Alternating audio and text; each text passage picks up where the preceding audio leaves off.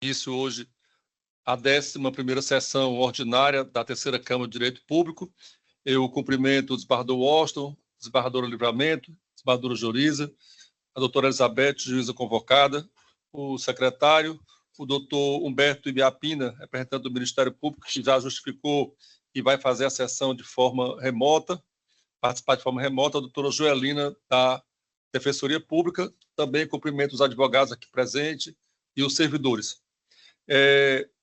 Hoje nós teremos aqui apenas os pedidos de citação oral e as preferências, porque o restante que não foi pedido sustentação, ao final da sessão, eu perguntarei aos componentes da Câmara se eles confirmam o voto antecipado e, uma vez confirmado, daqui a algum tempo serão publicados os resultados.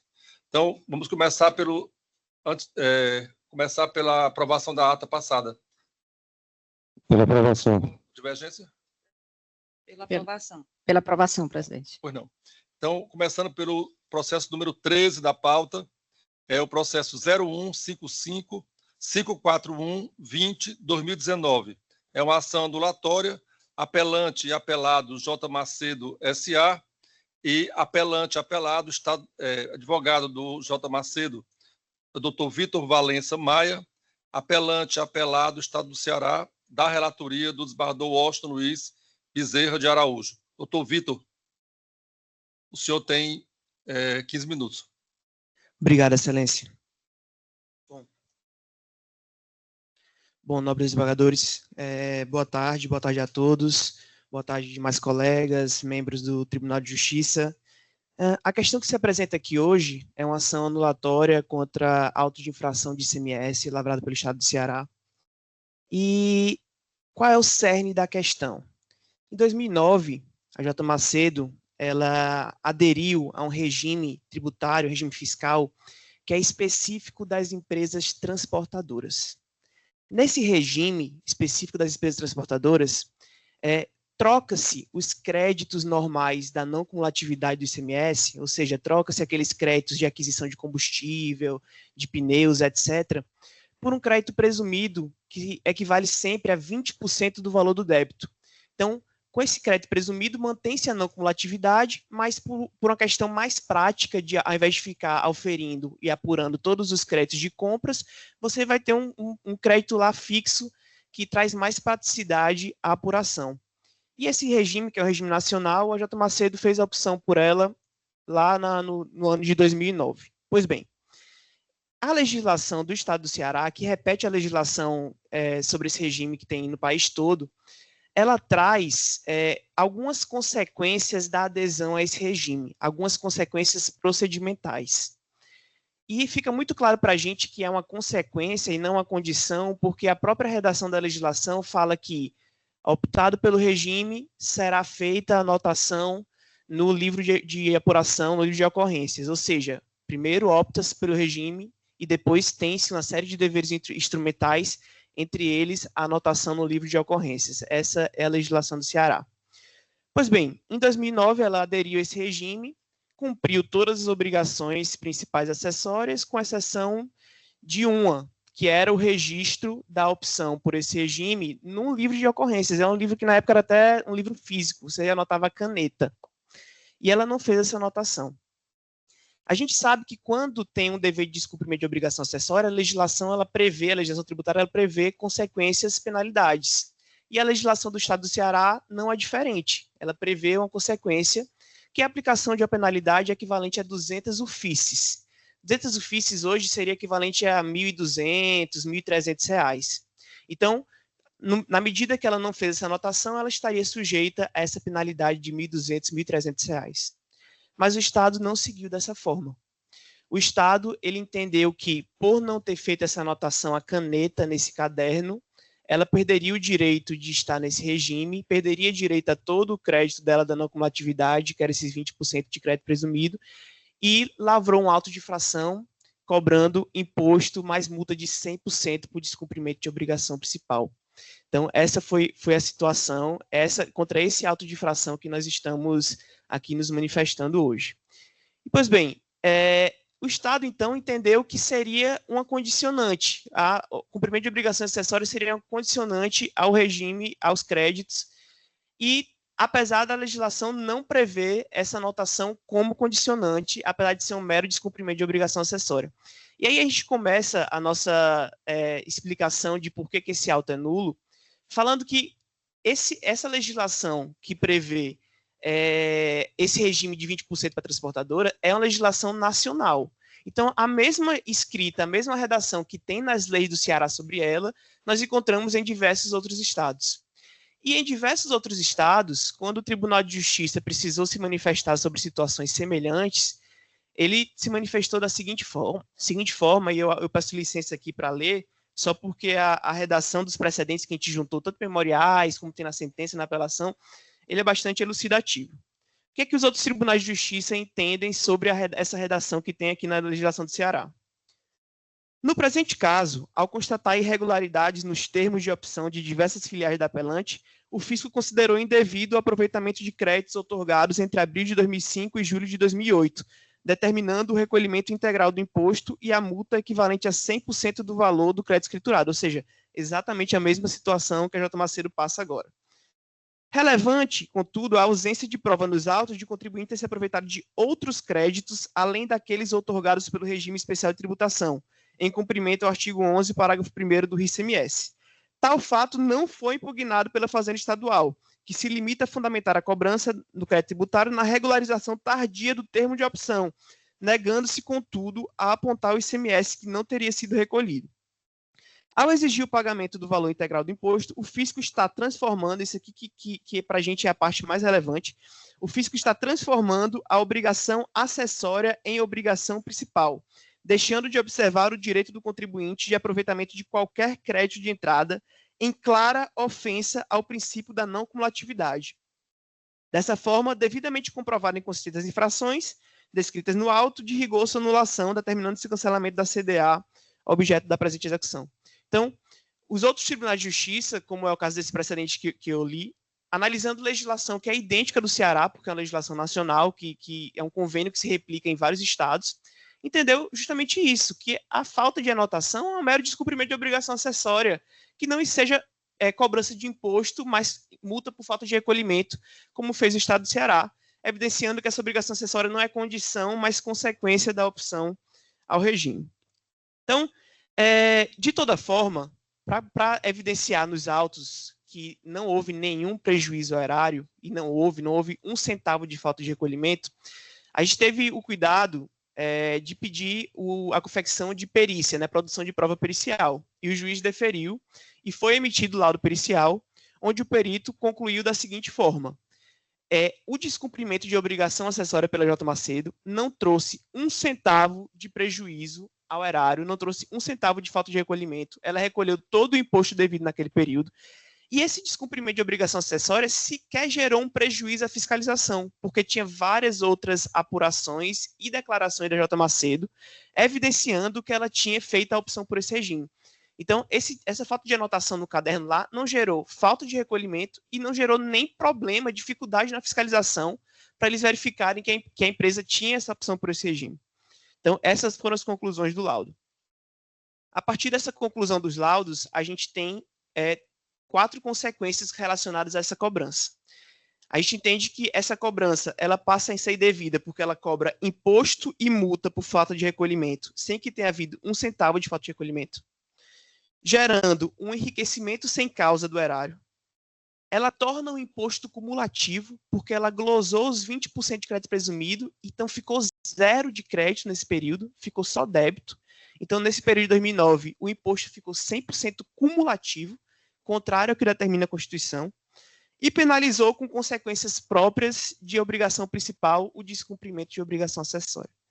Mas, além desses 4 pontos, eu queria só chamar a atenção aqui para uma situação que nos gera uma sensação de injustiça e de angústia, que é o seguinte: uma falta de uma anotação em um caderno físico que não gerou prejuízo ao Estado de cunho financeiro, que não gerou prejuízo ao Estado de cunho de fiscalizatório, está sendo penalizado com uma cobrança de mais de R$1 milhão. Isso, para a gente, atenta um pouco contra os princípios da proporcionalidade e razoabilidade, porque se você fizer o exercício de chegar para um homem médio e contar a situação, olha, a contabilidade da empresa deixou de anotar num caderno, que ela fez a opção para o regime, e aí foi penalizada. É penalizado quanto? É penalizado com R$1 milhão, mas teve R$1 milhão de prejuízo para o Estado? Não teve, mas o Estado não conseguiu fiscalizar, conseguiu, porque tinha na apuração mensal da empresa que ela fazia essa opção. Isso gera uma sensação de absoluto constrangimento e de absoluta injustiça ao homem médio, né? Porque isso denota a irrazoabilidade de toda a cobrança, que é o que nós vemos defendendo desde o início da ação. A sentença, acolhendo todos esses argumentos, ela concordou que o auto de infração era nulo, e ela trouxe até uma solução que, ao nosso ver, ela é muito interessante, ela atende aos dois lados. Que é, de um lado, ela nulificou a autuação, por entender que malfere não cumulatividade, gera enriquecimento sem causa, etc., etc. Mas, de outro, ela ressalvou o direito de Estado de lavrar novo auto de infração, dessa vez penalizando com o descumprimento de obrigação acessória, que foi o que efetivamente ocorreu. Então, o Estado vai ter possibilidade de fazer o auto de infração, dessa vez da forma correta. Então, a sentença, a nosso ver, foi muito interessante. Então, excelências, a gente também é apelante nesse caso, no que concerne honorários, mas a gente vai focar hoje aqui, como a gente focou até agora, somente nas nossas contrarrazões, por entender que a questão dos honorários é uma questão que cada desembargador já tem sua opinião formada, porque é um tema amplamente debatido aqui no Tribunal de Justiça. E no que concerne as contrarrazões, por tudo que argumentamos, por entender que a apelação do Estado ela somente se propôs a repetir os argumentos que já havia na autuação de que o descumprimento de obrigação acessória ensejaria toda a glosa do crédito da não cumulatividade da autora, como se descumprimento de obrigação acessória fosse um fim em si mesmo.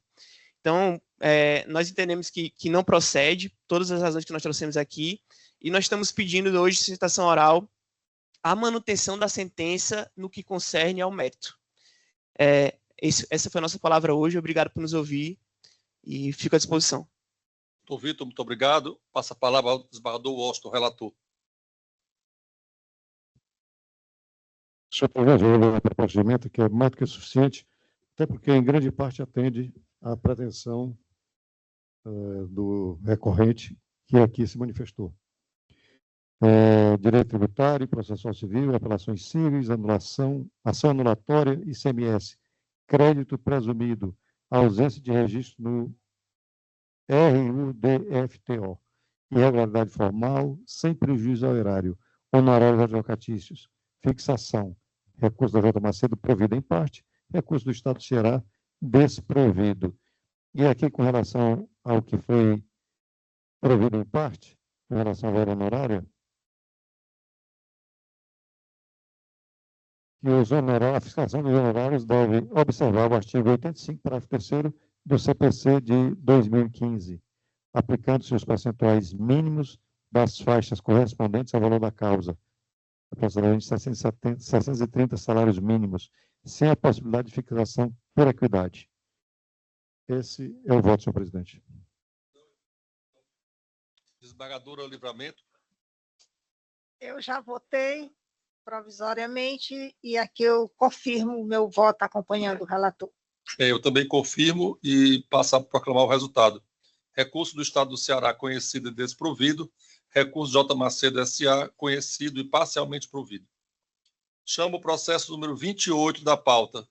É o processo de número 3440784-2022.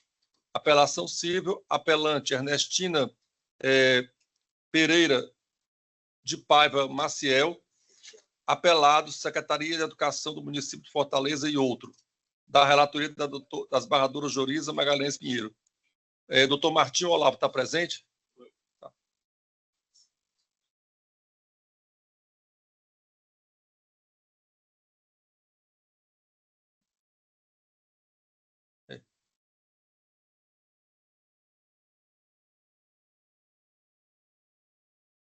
Doutor Martinho, o processo ele foi extinto, certo? Sem resolução do mérito.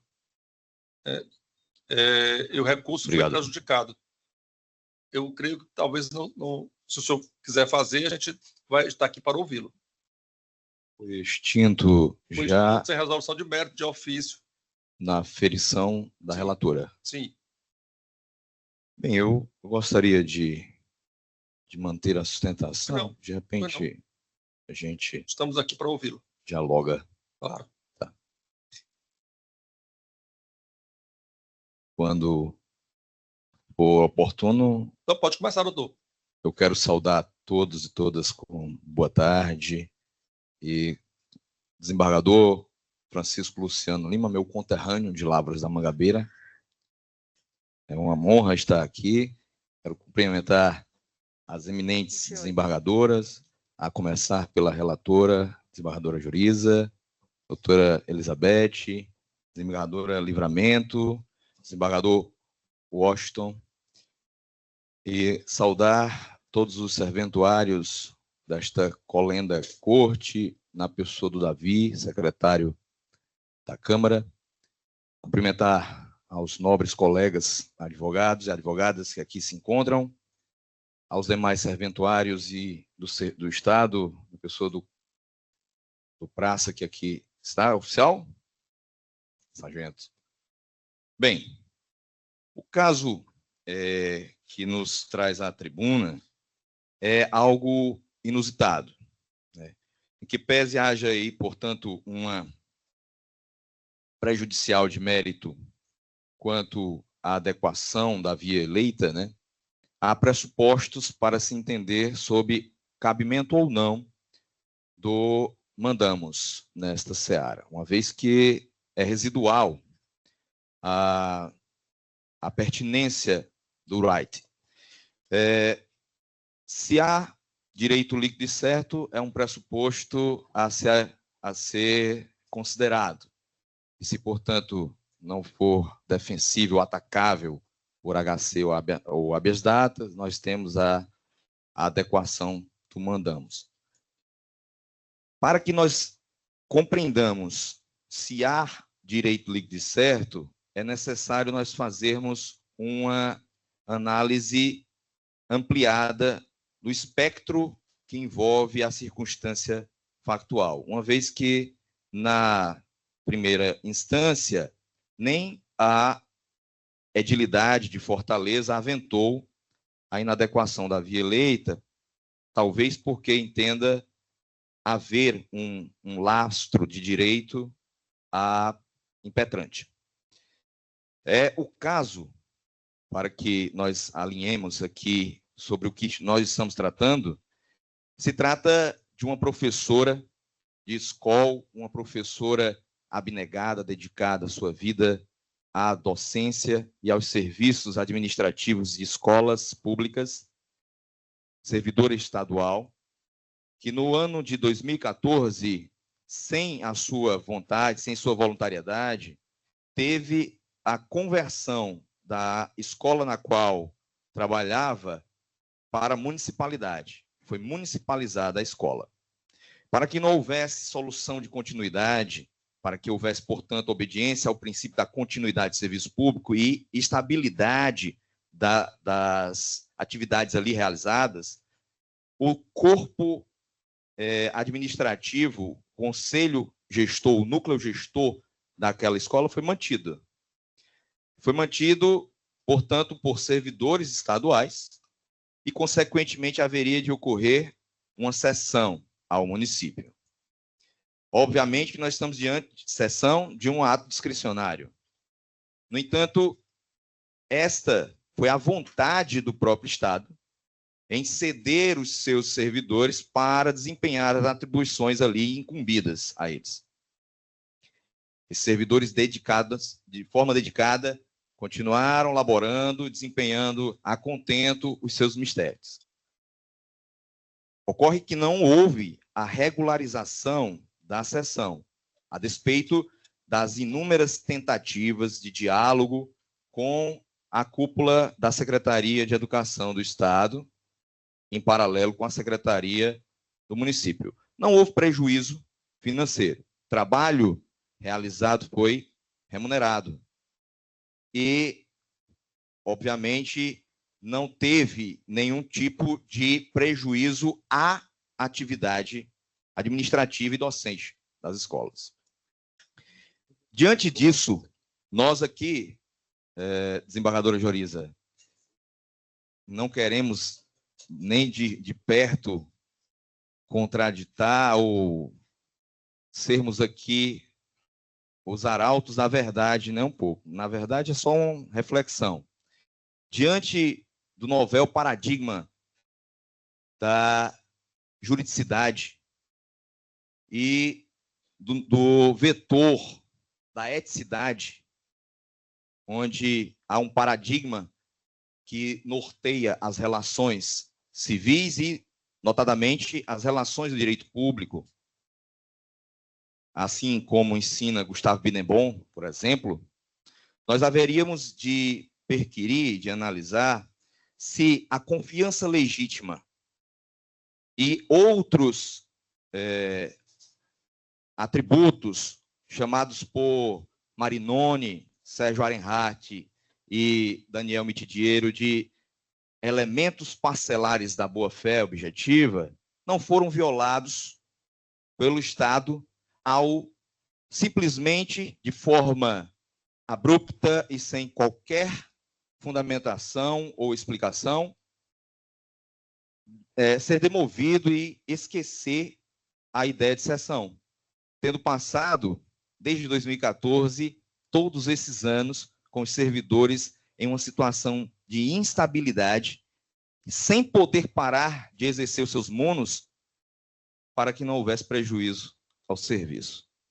Portanto, nós não estamos aqui tratando de uma expressa literalidade, mas de um direito macro que, portanto, paira nessa atmosfera da eticidade. Vejamos, nas lições desses outros professores aqui citados, Sérgio Arenhart, Marinoni e Didiero, nós temos aqui, haveríamos de, digamos, depreender a violação a princípios como o tu quoque, né, da célebre frase de Júlio César ao seu filho Brutus, tu quoque, bruto, filimi, até tu, a ideia de violação à legítima expectativa, lealdade e confiança que o administrado tem no Estado e muito mais tem o seu servidor. Ora, se é reprovável a violação à boa-fé de um particular, muito mais o é se nós estivermos diante do próprio ente estatal assim violando. Outro elemento parcelar da boa-fé objetiva, que talvez tenha sido assim atingido, seria aquele chamado pelos ingleses, os norte-americanos, do duty mitigate the loss, no dever de mitigar os seus próprios prejuízos. A servidora impetrante, ela envidou todos os esforços possíveis e imagináveis para que os prejuízos fossem assim reduzidos. Dialogou, enviou missiva, ofício, tentou conversa, diálogo. As respostas eram que isso aconteceria, a sessão ocorreria. Então, se ficava tranquila e tocava seu trabalho adiante. No entanto, isso foi frustrado. Logo, o princípio duty mitigate the loss, ou a versão parcelada da boa-fé, nesse quesito, também poderia ter sido violada, e nós estaríamos diante de uma violação de direitos. Afinal, há um legítimo direito tão límpido quanto a água cristalina, que é de termos relações éticas, probas, honestas e leais. Outro princípio, talvez, nemum poteste venire contra factum próprio, há o dever de cada qual não agir de maneira contraditória àquilo que antes havia manifestado. Se comportar de maneira coerente com aquela sua afirmação ou com a postura então adotada. O Estado disse que cederia. O Estado precisou que os servidores desempenhassem suas atribuições, inclusive a impetrante. O município se valeu dessa expertise de gestão dos servidores e agiram, portanto, de maneira contraditória ao não perfectibilizar apenas uma sessão de fato, que de fato ocorreu. Estão documentadas as ações, o período, inclusive considerados para fins de aposentação da servidora, não houve solução de continuidade, nem de recolhimento da contribuição. No entanto, há riscos iminentes de abertura de processo administrativo disciplinar. Por incrível que possa parecer, a professora Ernestina, uma mulher reconhecida como devota em um verdadeiro sacerdócio que exerceu no seu magistério, está correndo risco de responder a um processo administrativo disciplinar por simplesmente ter trabalhado de maneira correta, adequada, retilínea. Poderíamos, portanto, ainda que de maneira perfunctória, aferirmos que a violação a essa eticidade ocorreu. É certo que eu me recordo uma fala recente do eminente ministro Sérgio Kukina, na qual o ministro dizia que distinguishing é uma palavra doce na boca de advogado. Depois que criaram essa ideia de distinção, todo caso é distinto. Para o que ganhou, para o que perdeu. Toda hora se tenta fazer isso e nós corremos o risco de banalizar o Instituto. Porém, nesse caso específico, há de se verificar que o mandamos via adequada, em primeira análise, porque nós estamos diante de algo que viola um direito líquido, certo, provado de plano, do qual não se requer dilação probatória, impetrado sob o prazo decadencial dos 120 dias. Aliás, como é ato omissivo, esse prazo nem corre. E não é atacável por habeas corpus ou habeas data. E também estaríamos diante de um dever, e, portanto, haveria de se fazer a distinção aqui do que seria ato meramente discricionário, e aqui invoco as lições do professor Celso Antônio Bandeira de Mello, que ele diz que quando o ato é devido e há a margem de discricionariedade que o caracteriza como discricionário, a preponderância do critério de oportunidade e conveniência, e esse fazer ou não fazer, ele desborda do razoável, há uma pecha à legalidade, por conseguinte. Então, por via de consequência, haveria uma violação à legalidade por ser desproporcional à conduta. Nesse caso, uma conduta omissiva, que violou, como dissemos, a eticidade, a probidade, a coerência, a correção, a lealdade, a legítima expectativa da servidora.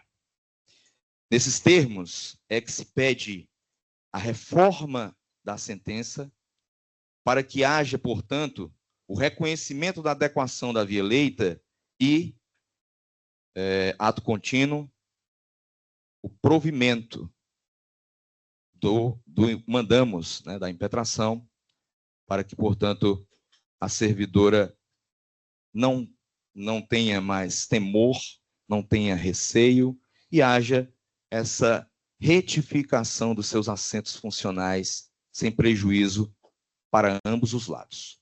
Agradeço a atenção e aguardo a reflexão, de repente, se demova ou se faça uma ressalva para manter o feito íntegro e apto a ser julgado.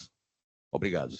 Doutor Martinho, muito obrigado. Passo a palavra à desembargadora Georisa Magalhães Pinheiro, mas primeiro peço desculpas, desembargadora, porque eu me enganei aqui em relação a divulgar o resultado, porque eu olhei aqui e vi de outra forma e entendi que era daqueles em que a gente pode dar ao advogado a opção de não sustentar. A senhora me desculpe aí por eu ter antecipado do resultado da sua decisão. Tá Só certo. tem a palavra. Obrigada, presidente.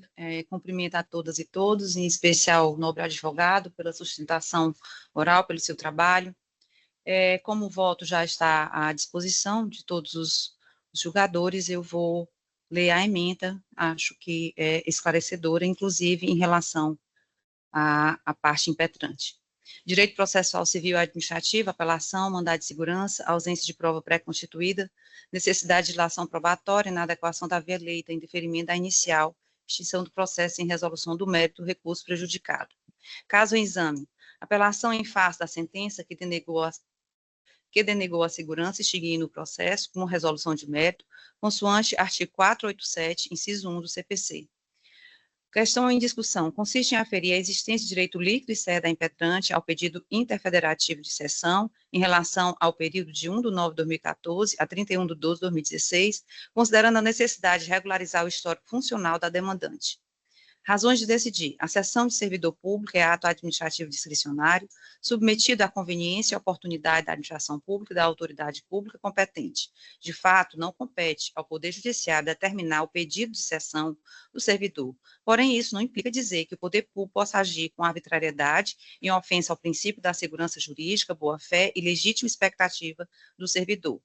Não obstante a possibilidade de reconhecer a ilegitimidade de um ato discricionário na hipótese dos autos, inexistem documentos suficientes para comprovar parte dos fatos alegados, como a municipalização da escola estadual, esclarecer as circunstâncias de fato e de direito que ensejaram a exoneração do cargo de comissão estadual e a respectiva nomeação em cargo de comissão municipal sem a formalização do pedido de cessão.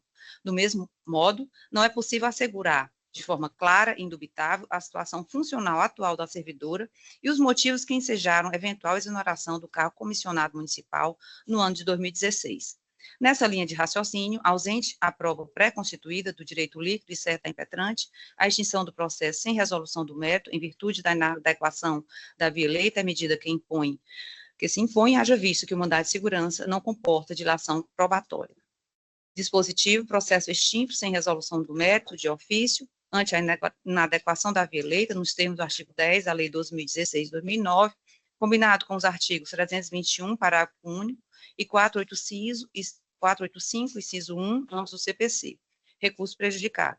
Eu sei que essa solução não é o que a parte impetrante buscava, mas, de toda forma, é melhor do que a denegação da segurança, como já tinha acontecido já no primeiro grau, porque há a oportunidade de, acrescentando provas, inclusive prova oral, numa ação ordinária, ter o pleito reconhecido judicialmente. É como voto. Não, senhora desembargadora, eu colho o voto agora da doutora Elizabeth. Acompanha a relatora, presidente. Desembargador Washington. Senhor presidente, eu acho que até há uma impossibilidade de se determinar que uma sessão retroativa. O fato ocorreu no período de 2014 a 2016. Eu acho que é, sim, né, o caso de uma ordinária para provar essa sessão de fato que o advogado alega que houve, né, e isso é matéria essencialmente de fato, não pode ser obtida por meio de mandado de segurança. Nem esse o intuito do mandado de segurança. Eu acompanho a relatoria. Pois não, eu proclamo o resultado, processo extinto sem resolução do mérito, de ofício, recurso prejudicado. Em seguida, eu chamo o processo de número 41 da pauta, que é o 0800 0033 56, apelação cível, apelante Ministério Público do Estado do Ceará, apelado Lamartine Araújo Rodrigues, advogado Pedro Henrique Soares Matias, da relatoria da desembargadora Joriza Magalhães Pinheiro. Doutor Pedro, nesse caso, a decisão é favorável a Vossa Excelência, a cliente de Vossa Excelência. Vossa Excelência quer sustentar mesmo assim? Digo que cumpriu o desiderato, que era vir e não sustentar, né? Então, agradeço e dispenso a sustentação oral. Obrigado e desejo uma boa tarde de trabalho. Pois não, então eu proclamo o resultado, recurso conhecido e desprovido. Eu chamo o processo 62 da pauta, de número 300, 18, 20, 21, 2024, apelação cível, apelante apelado, Cleto Gomes, advogados associados, advogado Rafael Carneiro de Castro, apelante apelado R. Amaral Ulande, Castro Alves, Linhares e Barros Leal, advogados. Advogado Fernando Veras Bezerra, apelante apelado Companhia de Água e Esgoto do Ceará, CAGES, advogado Jader Matos Cavalcante Filho, apelante apelado presidente da Comissão Especial de Licitação, da relatoria da desembargadora Joriza Magalhães Pinheiro. Doutor Rafael está presente? Doutor Fernando, doutor Jader.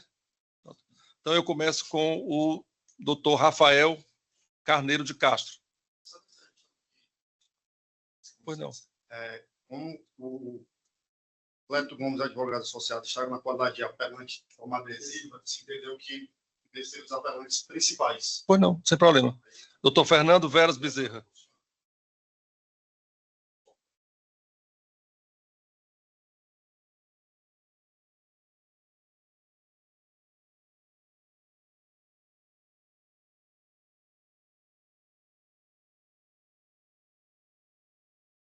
Doutor Fernando, o senhor tem 15 minutos. Agradeço, desembargador. Primeiramente, queria cumprimentar a todos, o Luciano pela presidência, colega lá de Unifor, tá certo? Desembargadora Joriza, relatora, desembargadora Zete, juíza convocada aqui conosco, né? Tá certo? Desembargador Livramento, desembargador Washington, membro do Ministério Público, doutor Humberto Biapina, representante da Defensoria, os demais colegas, tá certo? E todo mundo que nos assiste aqui. Nobres desembargadores, o caso aqui é um caso emblemático, é um caso diferente, é um caso que já foi alvo de uma certa discussão aqui nessa Câmara, num juízo de cognição sumaríssima, quando da apreciação do efeito suspensivo, né? Chama a atenção que, naquele momento, nós não tínhamos ainda nos debruçado sobre o mérito, não havia ainda, né, o devido vagar que o caso, às vezes, merece, tá certo? É um caso que ele tem já extenso, né, de documentação, e que, às vezes, a gente acaba sem perceber como ele vai tomando algumas, né, ele vai saindo um pouco do rumo. Então, eu começo aqui a minha sustentação falando de uma preliminar, que nós colocamos que, infelizmente, na sentença, ela não foi devidamente fundamentada, e há uma confusão, né, quando a gente percebe nessa leitura. Como foi narrado, né, no apelo, tá certo? O mandamos, ele foi impetrado, tá certo? No dia 26 de janeiro de 2024, né, na pendência ainda tá certo, do escritório Cleto Gomes, deles poderem entrar com recurso administrativo com efeito suspensivo da decisão de inabilitação do dia 23 de janeiro de 2024. O artigo 5º da lei do MS é muito claro, ele fala que, né, sendo o caso de ato comissivo, né, que foi o caso da inabilitação pela CAGES, né, a CAGES, com base em parecer técnico, através de uma denúncia anônima, chegou ao entendimento de que o escritório não podia estar participando daquele certame, tá certo, dada a relação afetiva entre o doutor Cleto e a doutora Sheila. Esse entendimento da CAGES foi colocado, foi disponibilizado em sessão pública, né, é um momento em que a Lei 13.303 de 2016 coloca como momento para a interposição do recurso administrativo, o edital também previa assim, né, é óbvio que a regra no direito administrativo não é recurso com efeito suspensivo, nós sabemos disso, contudo, entretanto, embora todavia, porém, nesse caso específico, nós temos a previsão aqui do recurso administrativo com efeito suspensivo, né, de maneira que achamos que não foi a melhor, a juíza, em primeira instância, entendeu que era o caso de aplicação da súmula 429 do Supremo, né? E aí nós chamamos a atenção que essa súmula era para caso de relação de omissão, certo? Nós também mencionamos no apelo que houve uma mudança da narrativa, né, do apelante, tá certo? Após as informações serem prestadas pela CAGES, né, em que ele menciona a primeira vez que havia um e-mail e que esse e-mail não teria sido lido e por isso seria um caso de omissão. Contudo, excelências, novamente volto a chamar a atenção, né? O e-mail aqui, no caso, não é o procedimento que o edital prevê, tá certo? Para a discussão da inabilitação. Eu tenho um recurso administrativo, isso está previsto na norma do edital.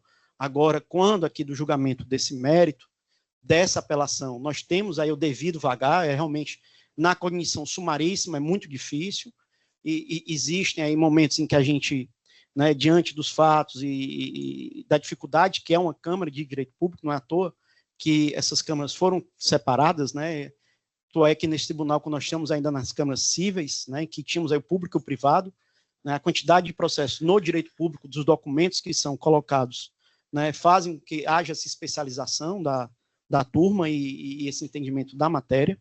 Então, para nós, essa preliminar, ela deveria ter sido enfrentada, tá certo? Ela deveria ter sido colocada, né, em discussão lá na sentença, e esperamos que ela seja agora devidamente reconhecida.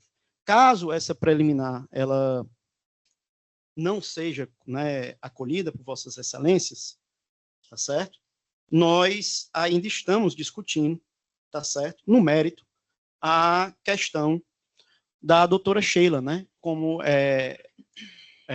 sabência popular, tá certo? As redes sociais do Dr. Cleto, elas são, tá certo, abertas a todos, né? Ele não faz distinção, ele participa de eventos, né, públicos, tá certo? Ele e a doutora Sheila têm um relacionamento afetivo, isso não sou eu que estou dizendo, isso é a representante do Ministério Público aqui em segunda instância, procuradora, tá certo? Que emitiu o parecer nos autos, em que ela coloca assim, exatamente. Ocorre que da análise minuciosa dos autos, quer dizer, agora já no devido vagar que essa apelação merece ser enfrentada, constata-se que a servidora Sheila Dantas Bandeira de Melo, com quem o sócio e responsável técnico do escritório impetrante mantém inequívoca relação afetiva.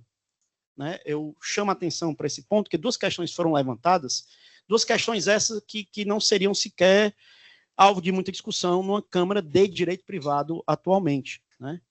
Que seria a questão da possibilidade ou não do reconhecimento da união estável, por ser uma situação de fato, né? Em que pese o doutor Cleto sustentar, né, o escritório sustentar que seria algo que só seria, né, de interesse dele e da doutora Sheila, né, eu volto a discordar e eu acho que, na verdade, nós estamos aqui diante de uma situação em que ela interfere, sim, com o certame.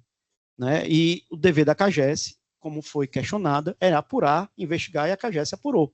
O Ministério Público concordou com o entendimento da CAGES, certo? Nesse sentido, né, em que há aqui uma relação afetiva que gera uma situação de conflito. Nós temos aqui um precedente do STJ, né, em que fala exatamente sobre esse assunto. É um precedente importante, agora que eu quero só pegar aqui, no caso, para deixar gravado aqui, no caso, o número do precedente, para depois, certo? Que diz respeito, justamente porque o Dr. Cleto, ele juntou aqui na última sexta-feira, né, foi juntado que a doutora Sheila, ela não está mais na GECOM, certo? Em que ela substitui aqui, ocasionalmente, o Dr. Jader, né? Já explico também sobre isso. E aí seria o caso de uma extinção do processo, né? Só que aí, doutos embargadores, para o Tribunal de Contas da União, esse é um assunto que ele é muito mais comezinho, muito mais ordinário, muito mais conhecido, né? Então, todo momento de impedimento e qualquer causa de nulidade do edital, ela é evidenciada à época do edital. O ministro Napoleão Nunes Maia, no julgamento mais antigo, né? Lá que nos rememora, tá certo, ao início dele, lá no STJ, e é um julgamento importante, porque teve reflexões aqui, no caso, no Tribunal de Justiça, enquanto eu ainda fui assessor aqui dessa casa, há tempos atrás, em que, nesse julgamento, foi até um caso aqui do Ceará, em que se dava perda subvenção de objeto de uma licitação em que foi reformado. Então, esse precedente que eu cito, ele vai citar esse do ministro Napoleão Nunes Maia, certo? Era um caso aqui da JUSESC, né, envolvendo a Junta Comercial do Estado do Ceará, né, e nós estamos aqui no RESP 1.792.158 de Santa Catarina. Como eu disse a vossas excelências, infelizmente, ou felizmente, não é um assunto recorrente no STJ.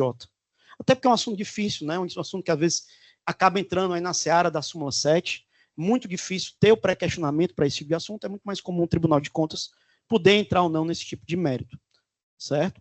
A segunda situação é porque o setor não ficou esclarecido, que o setor que a doutora Sheila vai ocupar não tem qualquer ingerência sobre o lote trabalhista, como foi dito aqui, né? Porque é um setor de gestão que a gente não consegue entender exatamente quais são os efeitos. Talvez o colega aqui da CAGES possa trazer aqui para a gente, né, dizer exatamente o que é que seria se ela não teria nenhum momento, nenhuma gestão, alguma coisa das relações trabalhistas, certo?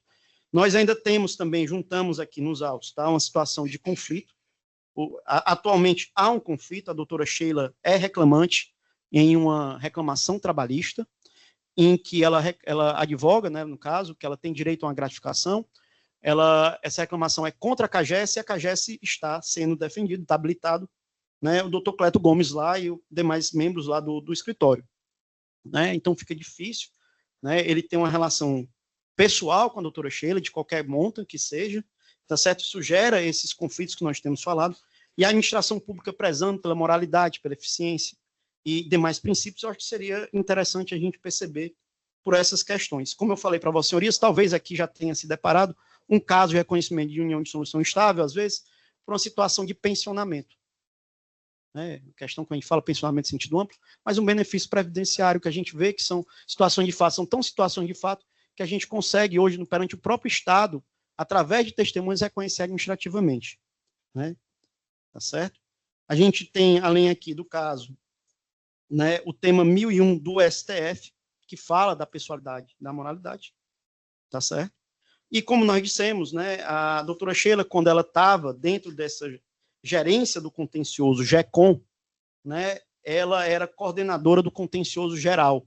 E aí ela substituía, né, eventualmente, com certa frequência, tá certo, o doutor Jader na gerência do contencioso como um todo, né, tendo aí possibilidade e tudo mais. Então, essa mudança, tá certo, né, ela faz a gente perceber. Nós temos a ata notarial, foi juntado aos autos, né, as próprias declarações do próprio doutor Cleto, tá certo? E, por fim, com relação ao apelo adesivo, concordamos aqui com o parecer também do Ministério Público que o apelo adesivo ele não merece conhecimento, uma vez que ele foi feito na forma adesiva, certo? Onde não há uma sucumbência recíproca, né?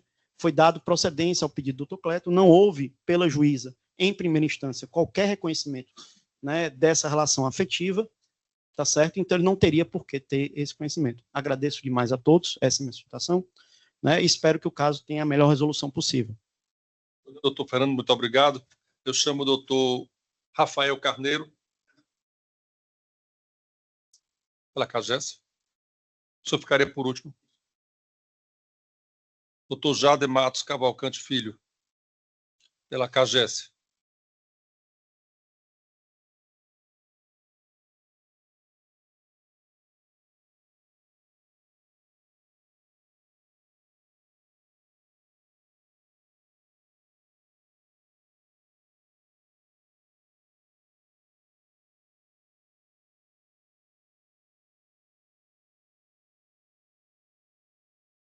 Boa tarde a todos, todas. Desembargador Luciana, que eu tive a honra de ser aluno na Faculdade de Direito, desembargador Livramento, desembargador Washington, desembargadora Julisa, relatora, desembargadora Elizabeth, membros do Ministério Público, da Defensoria, mais colegas e servidores.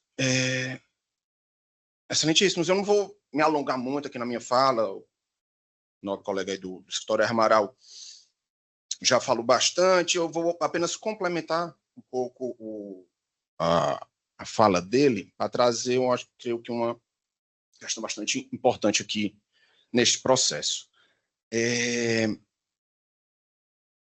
O objetivo dessa contratação, não vou, né, creio que todos os embargadores já sabem, né, da queda de uma licitação de serviços jurídicos, né, e o objetivo dessa licitação, especificamente, era contratar serviços jurídicos para um lote trabalhista, né, visando observar as regras de governança, notadamente o Código de Ética e Conduta e Integridade da companhia, e viabilizar um distanciamento entre os seus empregados próprios e o advogado responsável pela condução das reclamações trabalhistas propostas por aqueles.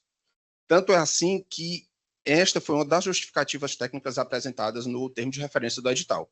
A CAGES possui um corpo jurídico, em torno de aproximadamente 10 advogados que tocam as ações contenciosas e empregados próprios, concursados, assim como os demais empregados da companhia. Pois bem, conforme a previsão editalícia, os licitantes deviam apresentar suas propostas e documentos de habilitações, né? No final desse certame, o escritório Cleto Gomes, advogados associados, obteve a primeira colocação, certo? Em seguida, foi realizada a fase de habilitação e, neste momento, né, o escritório Cleto Gomes foi inabilitado, em virtude de um parecer técnico elaborado pela própria companhia, após o recebimento de uma denúncia recebida no Sistema Ceará Transparente, que apontava possível afronta ao Código de Conduta e Integridade da companhia, em razão de relação íntima de amplo e inequívoco conhecimento da sociedade cearense entre o sócio majoritário e responsável técnico do licitante, o senhor Cleto Gomes, e a empregada concursada e advogada da companhia, a doutora Sheila Dantas Bandeira de Mello. Embora existisse a fase recursal prevista no edital neste momento, o licitante optou por impetrar estes mandados, apontando ilegalidades e requerendo que ele fosse concedida a ordem pretada no sentido de cassar o ato coator que o inabilitou. A sentença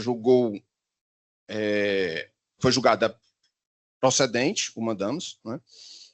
Mas com a devida vem a um sério desvio de perspectiva e má compreensão no fluxo interno da companhia e das regras de governança da companhia, o que ocasionou situações de prejuízo efetivo para a administração pública, como vou passar a expor a seguir. Em primeiro lugar, o lote licitado alberga justamente as ações trabalhistas, sendo a senhora Sheila, né, mais uma vez, funcionária. É evidente que possui interesses próprios, pessoais e corporativos, que podem vir a colidir com os interesses defendidos pela CAGES, cuja defesa está a cargo do escritório que vier a ser contratado, no caso, o escritório do seu companheiro, né, o senhor Cleto Gomes. O conflito é grave e evidente. Ora, excelências, se existir no certame, se a razão de existir do certame quanto ao lote de processo trabalhista foi justamente diminuir ao máximo ou mesmo reduzir a zero a chance de conflito de interesse existente entre os seus empregados próprios e os advogados responsáveis pela condução das reclamações trabalhistas, como assegurar esse objetivo com a contratação do companheiro de uma advogada empregada própria? A título de informação, a CAGES possui atualmente aproximadamente 1.100 processos, dos quais um pouco mais de um terço, né, são reclamações trabalhistas de empregados próprios. A CAGES possui empregados de diversas profissões, advogados, engenheiros, economistas, contadores, médicos, etc. E todos esses empregados, eles estão sujeitos a um único plano de cargos.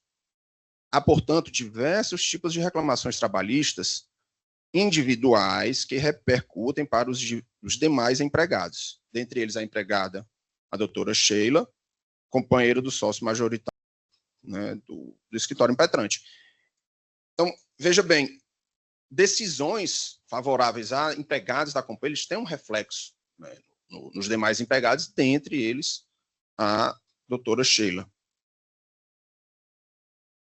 Portanto, não é preciso maiores digressões para se concluir que o objetivo posto no termo de referência, qual seja evitar os conflitos de interesse, não pode ser alcançado com a habilitação da banca de advogados em questão. Note que os serviços licitantes não se limitam a ações judiciais.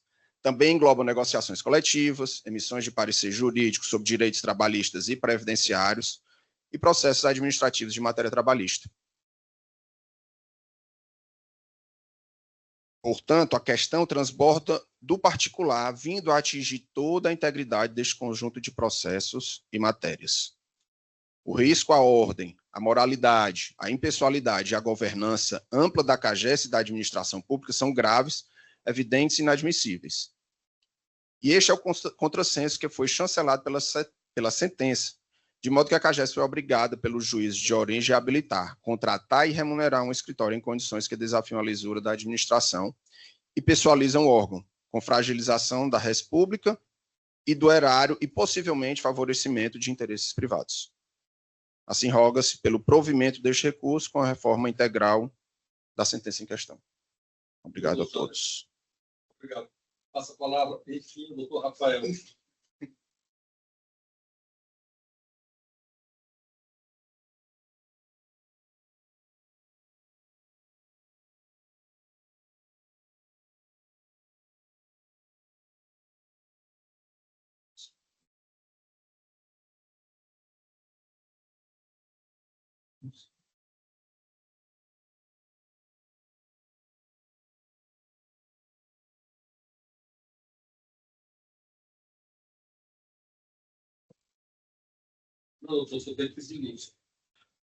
Excelentíssimos desembargadores dessa Egrégia Câmara de Direito Público do Tribunal de Justiça do Estado do Ceará, Saúdo a Vossa Excelência na pessoa de desembargador presidente. É uma honra sempre poder voltar a participar de sessões de julgamento em que Vossa Excelência participe, em que pese não votar nesse processo em questão.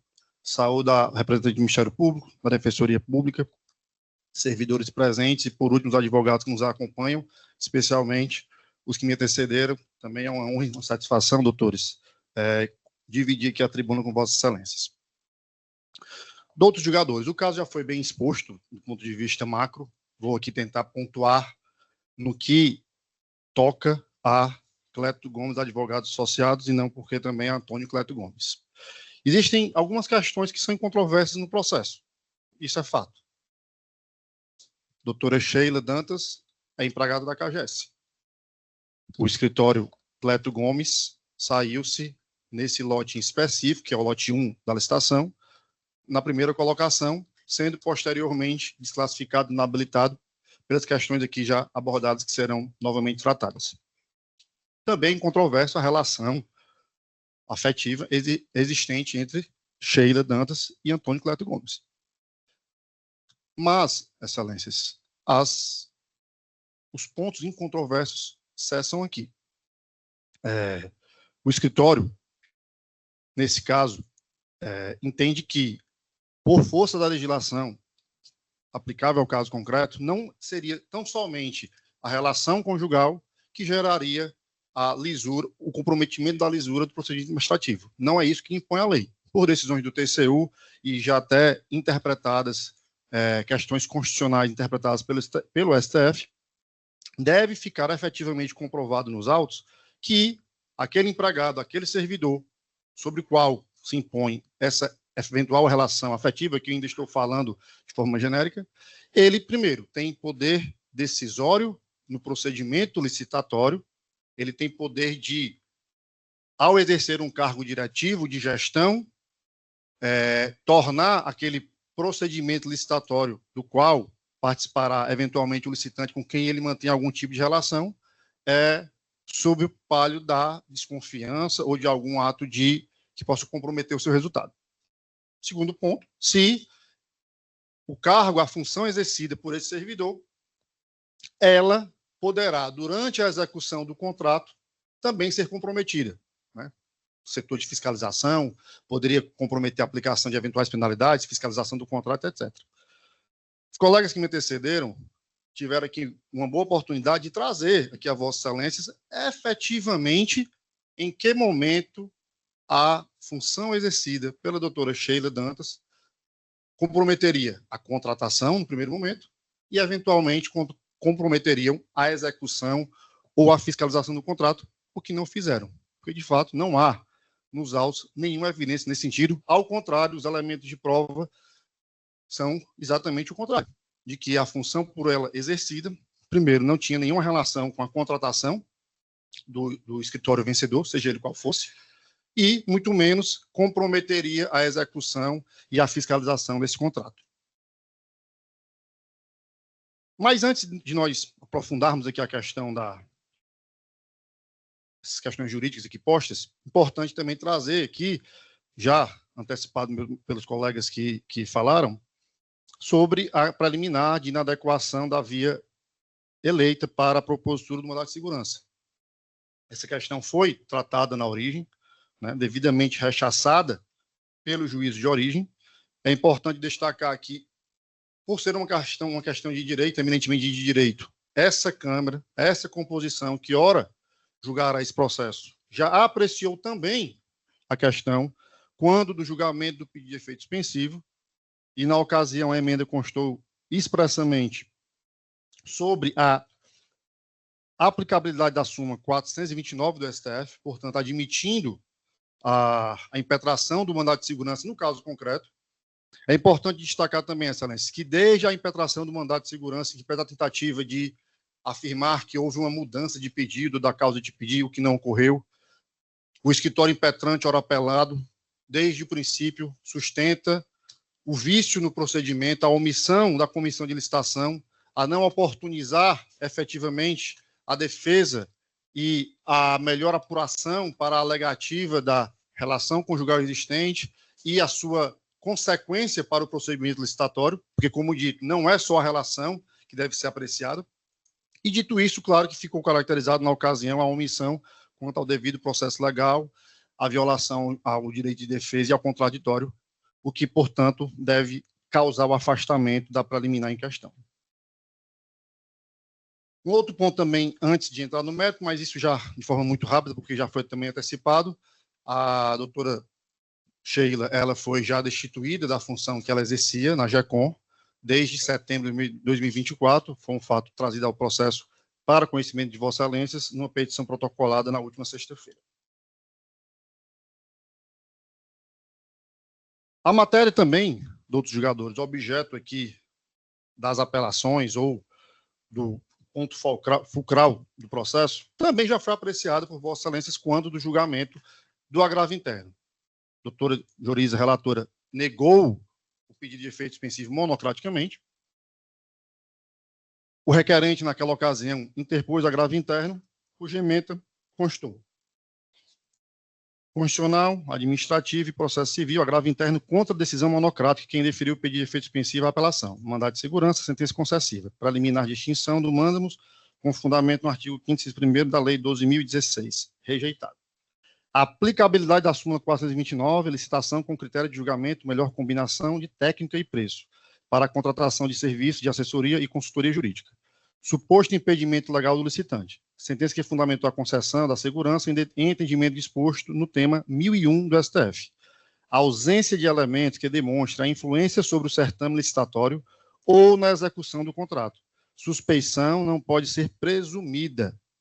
Recurso conhecido e desprovido negativa de suspensividade mantida, Excelências. E no voto, acho que vale muito a pena e muito importante registrar um pequeno trecho, porque meio que resume a questão que irei aprofundar em seguida, no qual a doutora relatora Joriza Magalhães afirma: com efeito da análise perfunctória das atribuições das unidades organizacionais da CAGES, não é possível inferir que a advogada Sheila Dantas Bandeira de Mello, na função de gestora da Coordenadoria de Contencioso Geral GECOM, CNT, detém competência para proferir ato decisório capaz de influenciar na contratação do licitante, ou ainda na fiscalização do contrato, das demandas relacionadas ao setor trabalhista, uma vez que a gerência do contencioso GECOM subdivide-se na Coordenadoria de Contencioso Geral GECOM-CNT e na Coordenadoria de Juizado Trabalhista. Inclusive, Excelências, esse fato ele é incontestável nos autos, não é controvérsia porque as partes assim não afirmaram, mas os documentos que foram colacionados pelas partes não deixam dúvida em relação a isso. A CAGES, nas informações prestadas, seja através da comissão de licitação, que se valeu da CAGES para prestar informações nos autos, ou seja, das próprias informações ou contestação apresentada quando a CAGES assim se habilitou, deixou claro que o setor GECOM, que era vinculado à doutora Sheila Dantas, ela possuía duas coordenadorias. Coordenadoria de Contencioso Geral, GECOM-CNT. Essa coordenadoria tinha à frente a doutora Sheila. Esse documento está localizado no ID 162-90-840, na página 2. E uma segunda coordenadoria. Coordenadoria de Juizado Especial e Trabalhista GECOM-TRB. Documento no mesmo ID, página 3. Quando se analisa, Excelências, as atribuições dessa coordenadoria, que tem no nome Juizado Especial e Trabalhista, se observa que todas as demandas trabalhistas estão dentro dessa coordenadoria.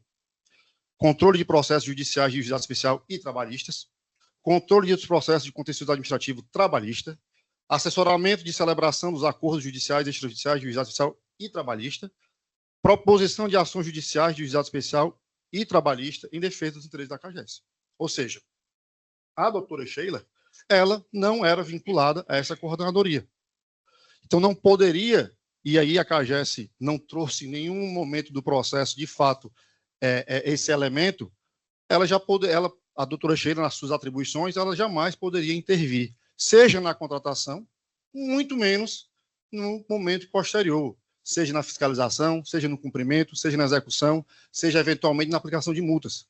Não havia troca de informações, não havia trocas de memorando, não havia trocas de ofícios que vinculassem o setor designado e na competência específica da doutora Sheila ao escritório Cleto Gomes. E quando se trata de competência específica, porque isso é o requisito legal, a atribuição específica do servidor. Mesmo que ela estivesse vinculada a um órgão que pudesse manter qualquer tipo de relação, contrato com o escritório, a atribuição específica dela deve ser avaliada. E nesse caso, não há como justificar o acolhimento das razões apresentadas pelos apelantes, em razão de que não havia qualquer relação da função exercida por ela em relação às atribuições que seriam objeto de execução do contrato que viesse durante a prestação do serviço.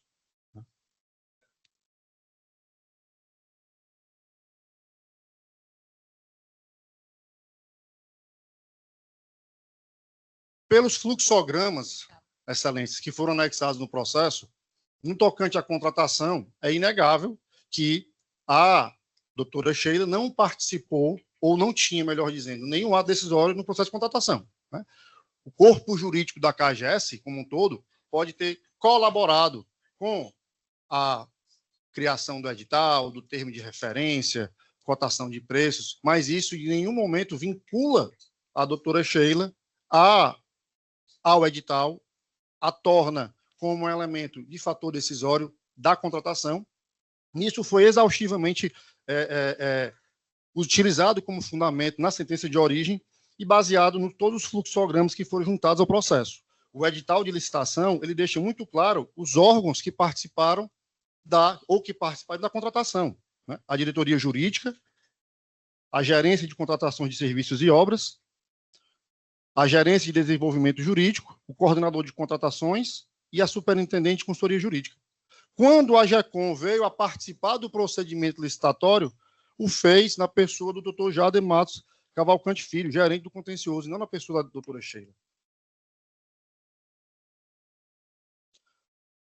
As decisões dos tribunais de contas e do Poder Judiciário de modo geral, em situações dessa natureza, é clara.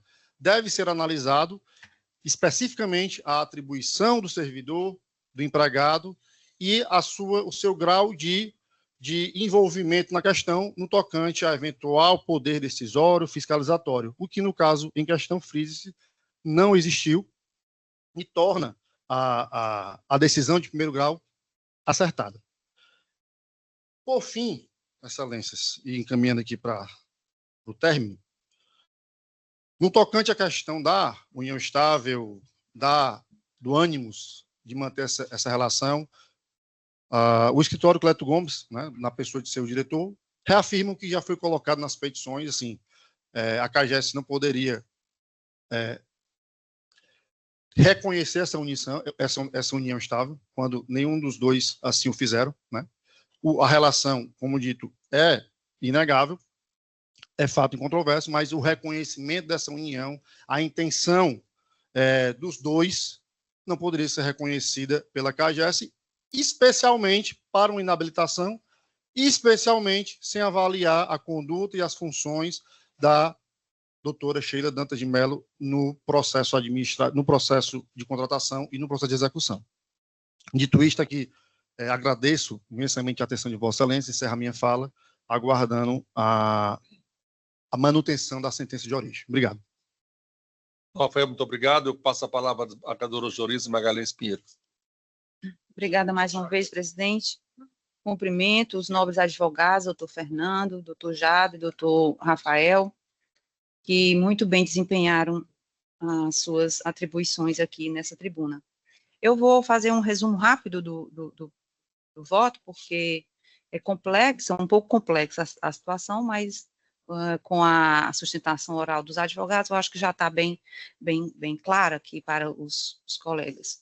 Então, no caso, em análise, nós temos as seguintes questões em discussão: a admissibilidade da apelação adesiva, a aplicabilidade da súmula 429 do STF ao caso dos autos ou a necessidade de extinção do mandado de segurança, eventual alteração da causa de pedido no curso da demanda, inadequação da via eleita e necessidade de produção de provas, se a relação amorosa entre o responsável técnico do escritório de advocacia licitante e a advogada da CAGES implica em ofensa aos princípios basilares da administração pública. Em relação à apelação adesiva, interposta por Cleto Gomes. O impetrante apresentou apelação adesiva, objetivando afastar o reconhecimento da união estável entre o responsável técnico da apelante e a advogada da companhia, sob o fundamento de que o juiz Jacó não teria competência para tanto. Ocorre que a sentença objulgada não reconheceu em momento algum a existência de união estável entre os envolvidos. Com efeito, a magistrada sentenciante concedeu a segurança requerida, entendendo que as atribuições da advogada da CAGES não envolvem atuação na área responsável pela licitação descrita na exordial, nem tem efetivo poder decisório capaz de influenciar na contratação do licitante. Portanto, o recorrente obteve êxito em sua pretensão, de modo que não há interesse na modificação da decisão recorrida. Das questões preliminares. O impetrante impugna ato coator de natureza omissiva, atraindo, portanto, a incidência da súmula 429 do STF ao caso dos autos, a qual dispõe que a existência de recurso administrativo com efeito suspensivo não impede o uso do mandado de segurança contra a omissão da autoridade.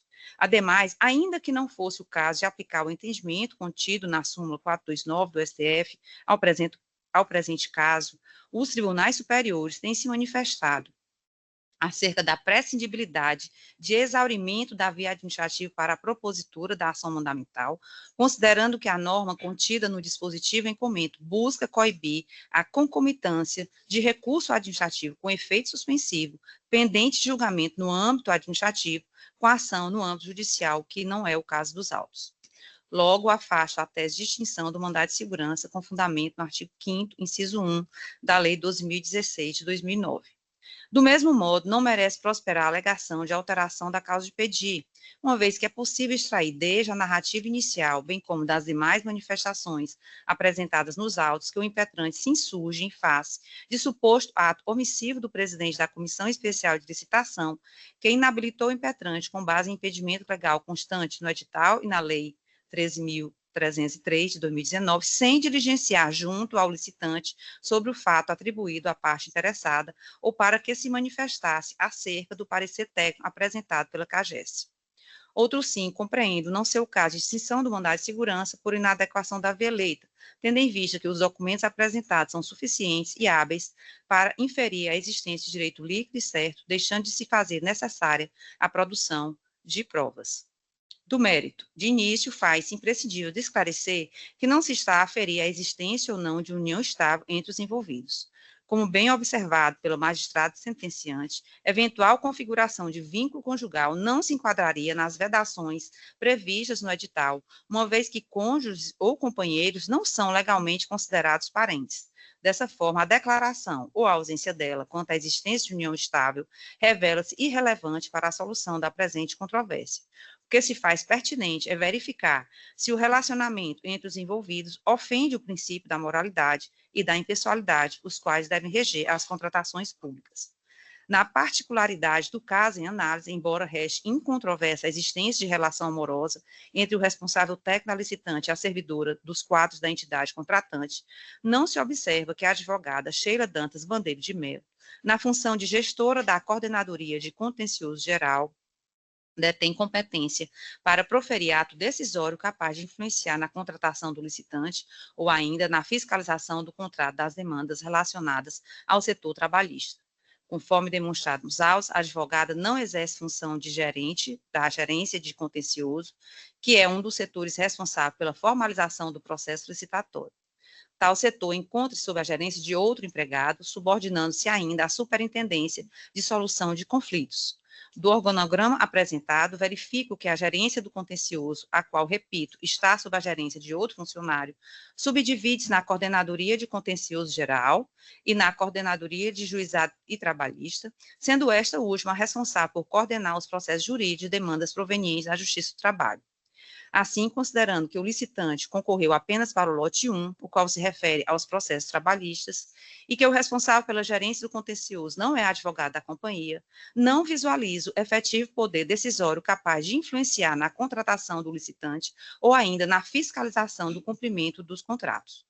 Outro sim, as alegações acerca de eventual exercício de supervisão do contrato, em razão de substituição do titular da gerência do contencioso por ocasião de afastamentos ou férias, não justifica a inabilitação do impetrante. Com efeito, não se verifica dos documentos apresentados qualquer disposição contratual que ocasione necessariamente a substituição do titular pela advogada da companhia. Dessa forma, é responsabilidade da empresa adotar medidas que previnam possíveis conflitos de interesses. Logo, escorreita a sentença que concedeu a segurança a fim de cassar o ato coator que inabilitou o impetrante no lote 1 da licitação e determinar a anulação de todos os atos subsequentes porventura praticados.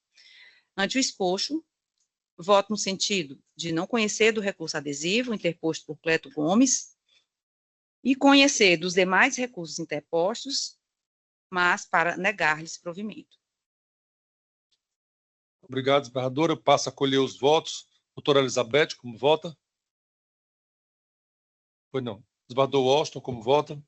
Senhor presidente, eu tive a oportunidade de receber virtualmente, né, todas as partes envolvidas nesse processo. Isso me forçou a examinar o processo com muita atenção, com muita cuidado.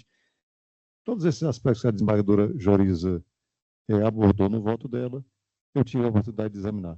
E vou acompanhar integralmente o voto da relatora. Não, muito obrigado. Eu passo a proclamar o resultado. Recurso adesivo não conhecido, apelações conhecidas e desprovidas. Em seguida, eu chamo o processo de número 90, de número 33438, 85, 2024, apelação cível, apelante Marcos Rômulo Brito Pinto, advogado Gilmário Gomes de Medeiros Júnior e apelado município de Sobral, da relatoria do desembargador Washington Luiz Bezerra de Araújo. Doutor Gilmário.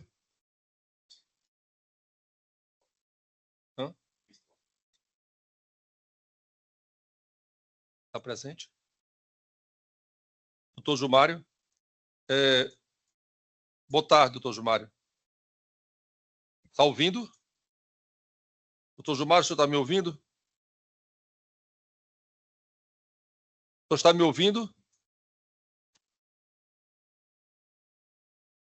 Tá. Bom, pois não. Doutor Gilmário, a decisão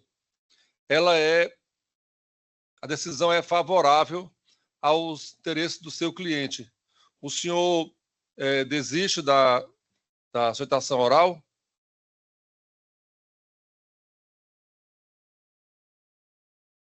Eu não estou ouvindo o senhor pode fazer um sinal se o senhor concorda. Tá. Pois não. Dessa forma, eu proclamo o resultado. Recurso conhecido e desprovido. E provido, desculpe. Conhecido e provido. Chamo o processo número 97 da pauta. É o 367-9589-2024. Agravo de instrumento.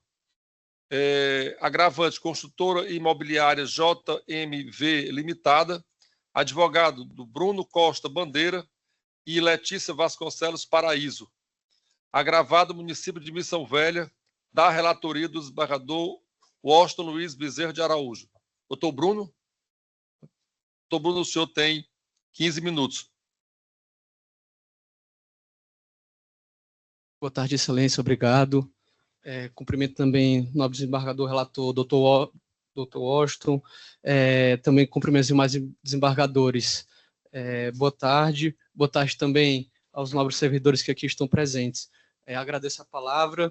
Gostaria de iniciar, excelência, de forma bem breve e para contextualizar o caso. Basicamente, o que nós temos? A empresa JMV, ela participou de um processo licitatório no município de Missão Velha, em que foi contratada para realizar a construção de uma escola profissionalizante pela Secretaria de Educação do Estado do Ceará.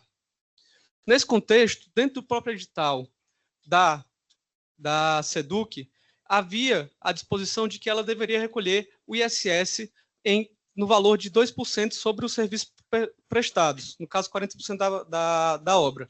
Entretanto, posteriormente, o município de Missão Velha, ele inferiu um auto de infração, alegando que a JMV teria deixar de recolher o valor, a diferença de 3%, pois em seu código municipal haveria a disposição de que o ISS deveria ser recolhido no valor de 5% da obra.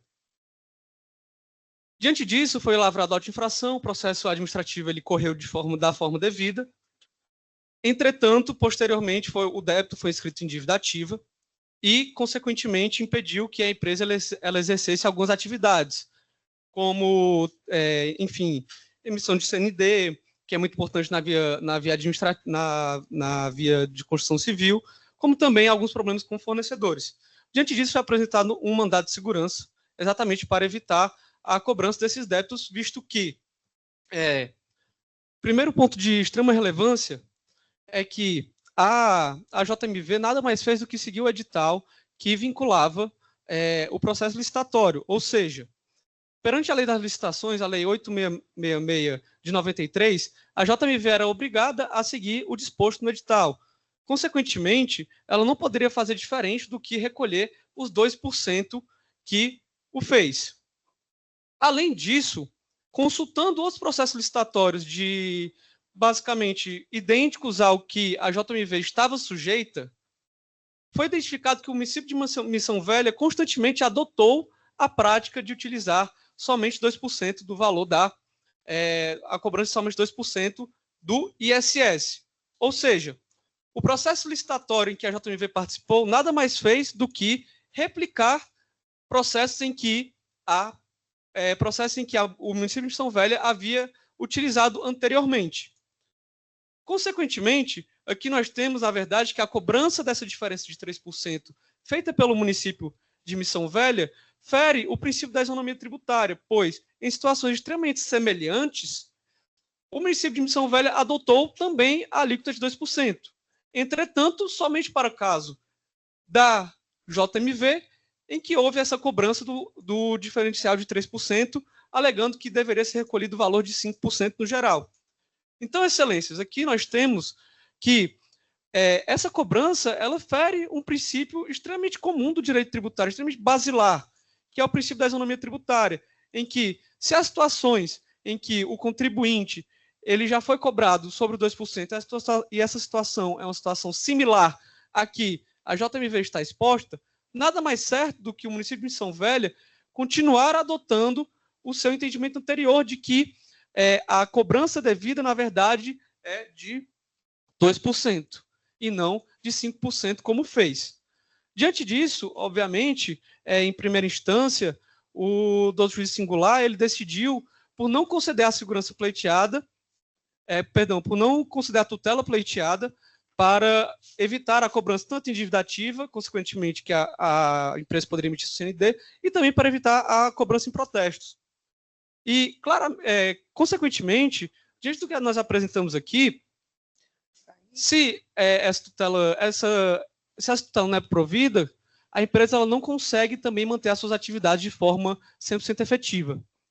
Então, excelência, o que se busca aqui, na verdade, é o provimento desse agravo de instrumento para viabilizar, diante do direito que foi apresentado, que a empresa ela possa continuar com a sua devida atividade. Essas são nossas razões. Obrigado. Ronaldo, eu passo a palavra ao relator. Senhor presidente, há, nesse caso, um óbice processual ao conhecimento a impetração do mandado de segurança.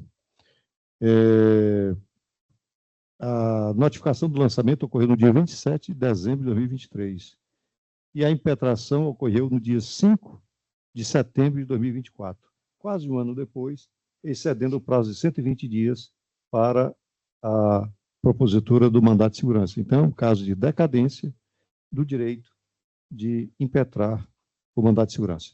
É como voto, senhor presidente. Pois não, senador Washington, eu vou acompanhar Vossa Excelência. Eu queria apenas fazer uma sugestão de que o senhor reconhecesse o efeito translativo do agravo, já que o processo na instância original ela está pronta para julgamento. Ok. Ok? Mas eu acompanho Vossa Excelência. Desembargador do Livramento? Também acompanho. Então, eu proclamo o resultado. Recurso conhecido e desprovido. Chamo o processo número 32 da pauta do PJE 000021 95/2018. Agravo interno em apelação civil. Agravante José Jeová Souto Mota, advogada Francielda Cérvulo Saboia, agravado Ministério Público do Estado do Ceará, da relatoria da desembargadora Maria do Livramento Alves Magalhães. Doutora Francielda, está presente? Sim, Excelência, boa tarde a todos, boa tarde, nobres julgadores. Excelência tem 15 minutos. Boa tarde a todos, nobres julgadores, colegas e serventuários da Justiça. Estou aqui na condição de representante do senhor José Jeová Souto Mota, e o motivo da sustentação oral é porque o Ministério Público interpôs uma apelação contra uma decisão de primeiro grau em que foi reconhecida a prescrição intercorrente.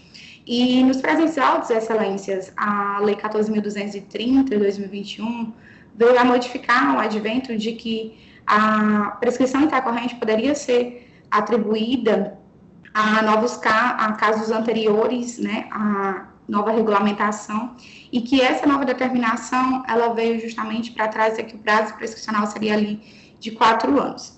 No presente caso, que foi um fato atribuído ainda de 2008, que já vem em torno de 15 anos, né, transcorrendo desde a primeira denúncia, a apuração dos fatos, até chegar-se a esse momento, a petição apresentada pelo Ministério Público foi apresentada em 27 de agosto de 2018 e a sentença de primeiro grau foi em 29 de agosto de 2024.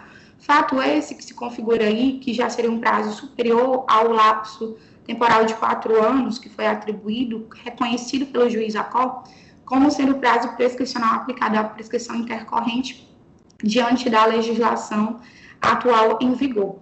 E as ações de improbidade administrativa, elas têm esse caráter penaliforme nessa condição, então, cabendo ali o princípio da retroatividade, da lei mais benéfica, para que se fosse aplicado e que, corretamente, o magistrado de primeiro grau aplicou essa interpretação, reconhecendo, então, o fato concreto como estando prescrito dentro da qualidade da atribuição da prescrição intercorrente.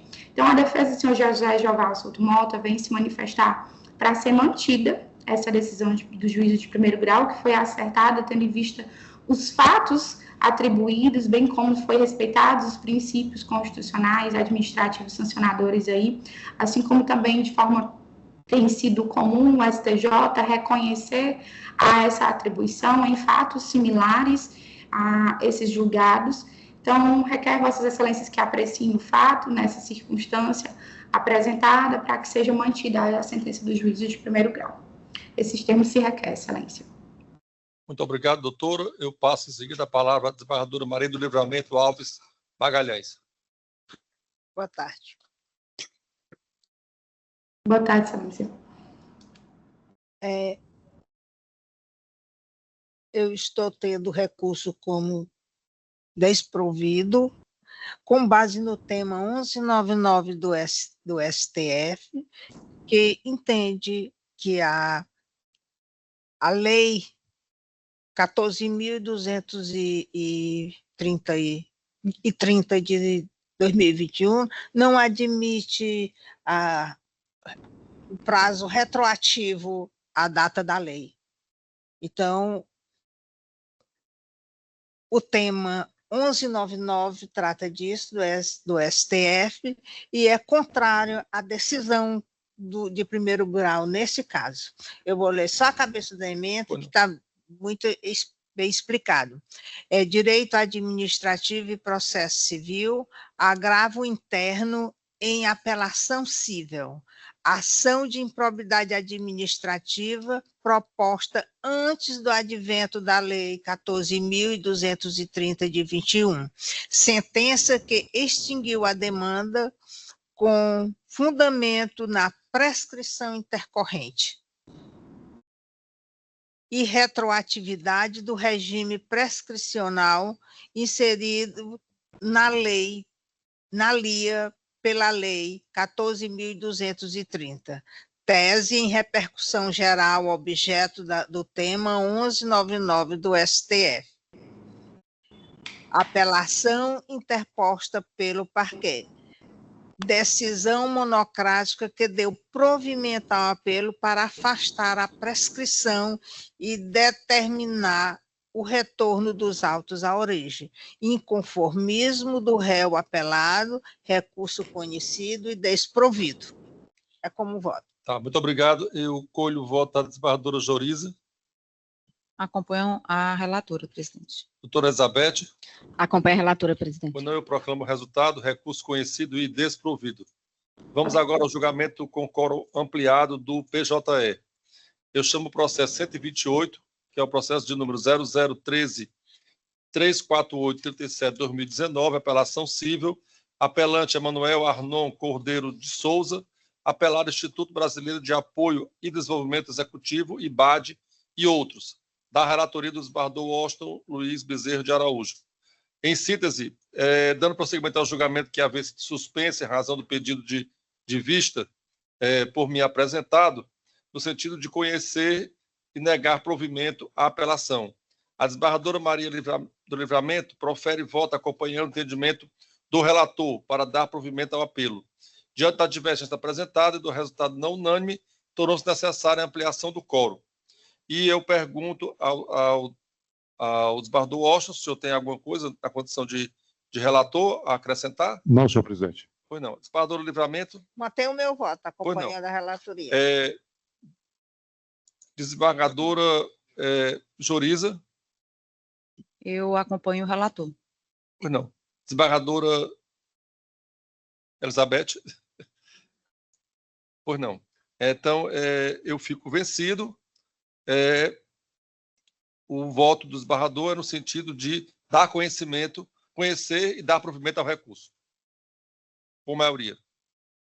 O processo de número 129 da pauta, que é o 310-2332-2023, apelação civil, município de Beberibe, Francisco Deusimar Mendes Machado, da relatoria da doutora Elizabeth Silva Pinheiro.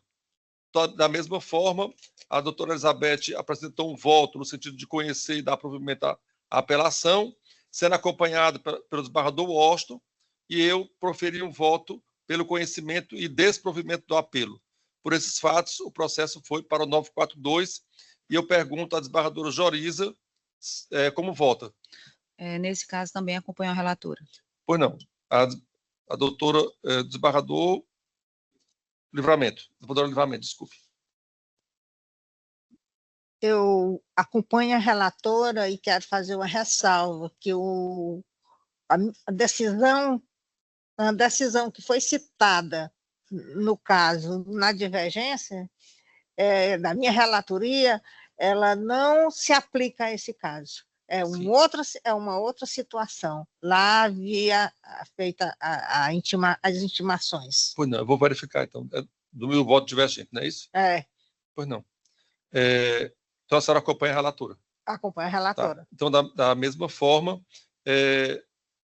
fico vencido e proclamo o resultado, recurso conhecido e provido. Processo número 130, da pauta é o 300-08-3284, apelação civil, município de Beberibe, apelado Elton Braga Pereira, da relatoria da doutora Elizabeth. Da mesma forma, a doutora Elizabeth apresentou um voto no sentido de conhecer e dar provimento à apelação, sendo acompanhado pelo desembargador Washington. Eu proferi um voto pelo conhecimento e desprovimento do apelo. Diante da divergência, eu colho o voto da desembargadora Livramento. Eu também acompanho a relatora. Tá. E a desembargadora Joriza? Também acompanhando a relatoria. Pois não. Proclamo o resultado, recurso conhecido e provido, por maioria. A apresentação de voto vista, o do 131, eu trago na próxima sessão. Pedido de vista do PJE, processo 31, da relatoria do desembargador Washington, município de Vajota e Francisco Arismar Ferreira Linhares Júnior, eu peço vista do processo, 31. E retirado de pauta do SAGE, o processo número 3, de número 0661-579-55-2000, da relatoria do desembargador Washington. e o processo número 45, uma apelação civil da relatoria da desembargadora Joriza, Antônia Alves Pedrosa e município de Quiterianópolis. Com isso, vencemos a pauta de hoje. E aí eu passo a indagar dos senhores, se os senhores confirmam o voto proferido de forma antecipada. Desembargador Washington. Confirmo, senhor presidente. Eu também confirmo. Desembargadora Livramento. Também confirmo. Desembargadora Joriza. Confirmo. Confirmo também. Algum dos senhores tem alguma manifestação a fazer? Desembargador, só quanto a esse voto aí, esse pedido de vista do... Que é da Vossa Excelência. Sim. Sim. Eu vou trazer na próxima sessão. Certo? Eu vou acompanhar, já adianto que vou acompanhar em parte a senhora, mas tem alguns pontos que eu gostaria de esclarecer e eu prefiro trazer na próxima sessão. Eu vou até porque eu não juntei aos autos. Aí eu prefiro juntar aos autos e aí na próxima sessão eu apresento. Tá certo. Tá. Alguém tem alguma... Bom, eu queria propor aqui um voto de parabéns à Assembleia pela sessão que vai se realizar amanhã, dia 15, às 16 horas, uma sessão solene em alusão ao centenário de nascimento do Edson Queiroz. Ok? De acordo. Com o envio do ofício para a doutora Lenise Rocha, que é a presidente da Fundação Edson Queiroz. Ok? Então, com isso, encerramos. Graças a Deus.